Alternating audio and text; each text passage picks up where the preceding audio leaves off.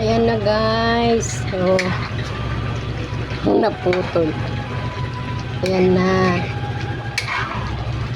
Ayan na ang ating menudo.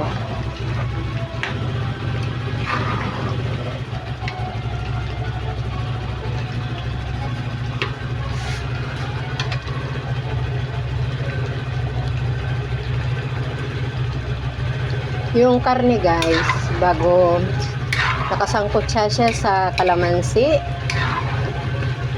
toyo, at saka konting tomato sauce.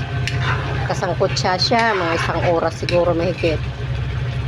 Tapos mag-isa ka lang ng bawang, sibuyas, kamatis, saka mailagay yung sinangkot siya mong karne.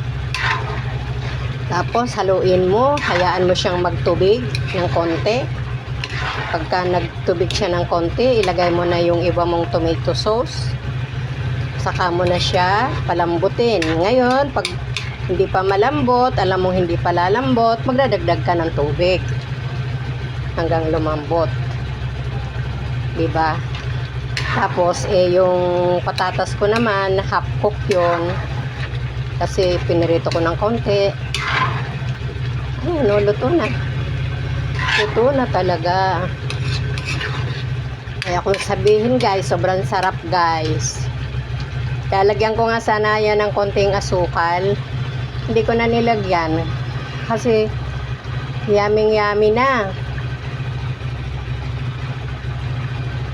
Yummy na. Hindi ko na nilagyan. Yan. Oh, wala na kasing papatayin ko na to. Wala nang pag lumamig, wala na siyang sabaw. Pag lumamig siya, natutuyo na yung sabaw niya. Kaya thank you sa panonood.